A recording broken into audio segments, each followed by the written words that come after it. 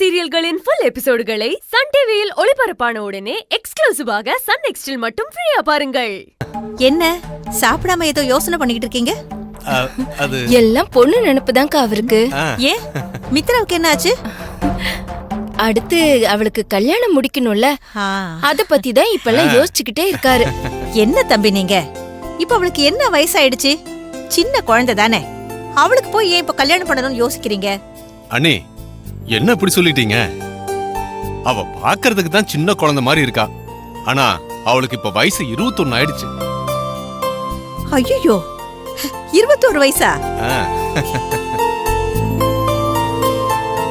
ஏண்டி, மித்ராவுக்கு 21 வயசு ஆச்சு? ஆமாக்கா, நான் அவளை பாக்கும்போது 18-17 வயசு தான் இருக்கும்னு நினைச்சேன். என்னக்கா, கவிய விட மித்ரா 4 வயசு சின்னவ. ஆமால, நான் அதை மறந்துட்டேன் பாரு. சரி சரி, அப்ப மாப்பிள்ளை பார்க்க ஆரம்பிச்சிட வேண்டியதுதான்.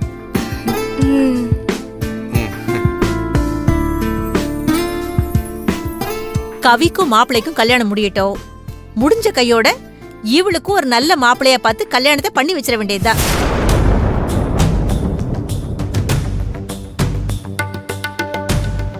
மித்ரா, உனக்கு எப்படி மாப்பிள்ளை வேணும்? அஜித் மாதிரியா இல்ல விஜய் மாதிரியா?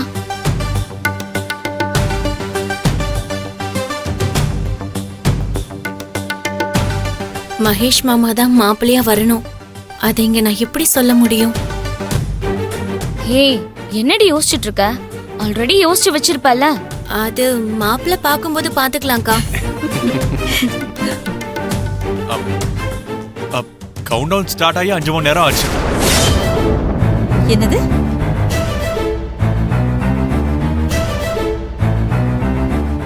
என்ன மாப்பிள்ள, என்ன கவுண்டவுன் ஸ்டார்ட் ஆயிடுச்சு? உங்க எல்லாருக்கும் ஒரு விஷயம் தெரியணும். அதுக்கு கவுண்டவுன் ஸ்டார்ட் ஆகி 5 மணி நேரம் ஆச்சு. அத பத்தி தான் சொன்னேன். மாப்பிள்ள, எங்களுக்கு ஒண்ணுமே புரியலையே. நாங்க மித்ரா கல்யாணத்தை பத்தி பேசிக்கிட்டு இருக்கோம். நீங்க திடீர்னு கவுண்டவுன் ஸ்டார்ட் ஆயிடுச்சுன்னு சொல்லவும் எங்களுக்கு என்னன்னே தெரியல. ஏன் மாப்பிள்ள, என்ன விஷயம்? ஆக்சுவலி ஆண்டி, ரஷ்யாவில் ராக்கெட் லான்ச் பண்ண போறாங்க. அது உங்களுக்கு தெரியுமா?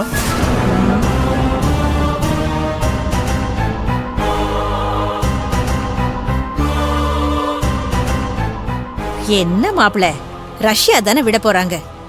அதை எதுக்கு மாப்பிள்ள சம்பந்தம் இல்லாம இங்க சொல்லிக்கிட்டு இருக்கீங்க? இல்ல ஆண்டி, இந்த விஷயம்லாம் உங்களுக்கு தெரியுமான்னு கேட்டேன். அதை தெரிஞ்சு வச்சுக்கிட்டு இப்ப நாம என்ன பண்ண போறோம் மாப்பிள்ள? சும்மா ஒரு ஜெனரல் நாலேஜ் தான் ஆண்டி. அந்த ராக்கெட்டை லான்ச் பண்றதுக்கு கவுண்ட் டவுன் ஸ்டார்ட் பண்ணி 5 மணி நேரம் ஆச்சு. அதத்தான் சொன்னேன். ஆனா அத பத்தி உங்க யாருக்குமே தெரியல. மாப்ள, இந்த விஷயத்துல நான் ரொம்ப அப்டேட்டா இருப்பேன். ஆனா எனக்கு தெரிஞ்சு அப்படி ஒரு நியூஸ் வரவே இல்லையே. அங்கிள், ரொம்ப சீக்கிரட்டா அதை பண்றாங்க அங்கிள். அதனால அது உங்களுக்கு தெரிய சான்ஸே இல்ல.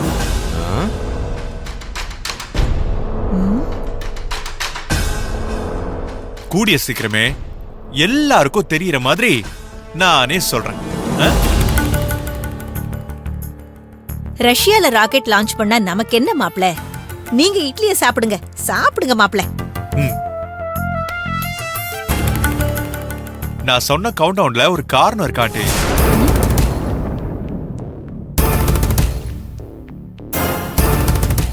அது என்னதுன்னு உங்களுக்கு சீக்கிரமே தெரியும். என்ன காரணம் மகேஷ்? கவுண்டவுன் முடிஞ்சதும் நானே சொல்றேன். நீங்க என்ன பேசுறீங்கன்னு எனக்கு புரியவே இல்ல மாப்ள. கன்ஃபியூஸ் ஆகாதீங்க ஆண்டி. அதான் சீக்கிரமா சொல்றேன்னு சொல்லிட்டேன்ல, கண்டிப்பா சொல்லுவேன். அதனால நீங்க எதை பத்தியும் யோசிக்காம சாப்பிடுங்க.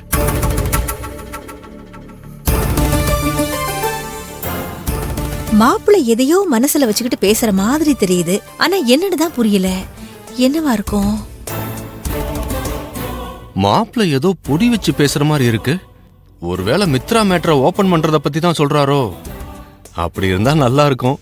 நம்ம வேலையும் சுலபமா முடிஞ்சிரும்.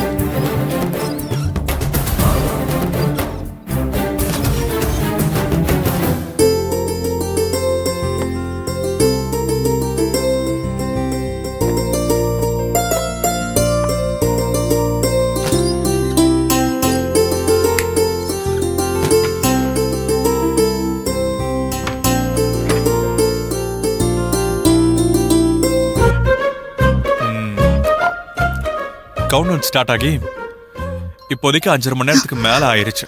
சார் வேணாம் சார். எல்லாரும் என்ன விஷயம்னு தெரிஞ்சுக்கிறதுக்கு ஆர்வமா இருக்காங்க. நானும் சொல்றதுக்கு ஆர்வமா இருக்கேன். ஆ? சார்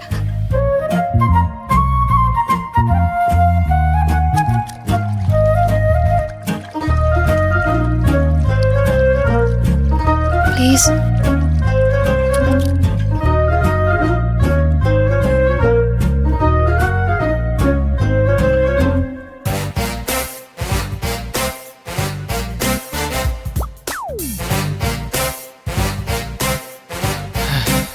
இதுக்கு மேல உங்க கையில தான் இருக்கு.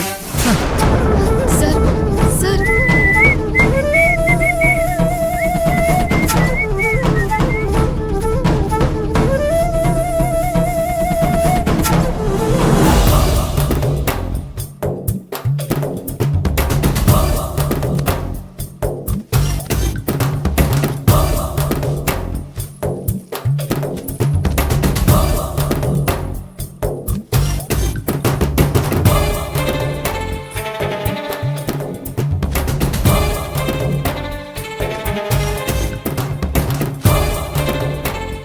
யோ யோ சாப்பிடும்போது எதையோ யோசிச்சுட்டு இருந்த. அத பார்த்து அக்கா சந்தேகமா கேட்டதும் நான் சமாளிச்சேன். இப்ப இங்க வந்து படுத்து தூங்காம எதையோ யோசிச்சுக்கிட்டு இருக்க. சாப்பிடும்போது யோசிச்சதான் நான் இப்பவும் யோசிக்கிறேன். ஆனா அதுல ஒரு சின்ன சேஞ்ச் இருக்கு. யோ நீ யோசிக்கிறேன்னு சொன்னாலே எனக்கு தன்னால பயம் வந்துருது. நீ என்னத்த செஞ்சு தொலைக்க போறேன்னு. இதுல சாப்பிடும்போது ஒன்னு யோசிச்ச, சாப்பிட்டதுக்கு அப்புறம் ஒன்னு யோசிக்கிறேன்னு சொல்லி எனக்கு பீதியை கலப்பாத. என்னத்த யோசிக்கிற அத முதல்ல சொல்லு. இல்ல பத்மா, அன்னைக்கு மாப்பிள்ளையாவே வந்து நம்ம மித்ரா கிட்ட ப்ரொபோஸ் பண்ணாரு. ஆனா கரெக்டா அந்த சமயம் பார்த்து உன் அக்கா பெத்த அந்த வெள்ளை எலி வந்து அதை கெடுத்து விட்டா.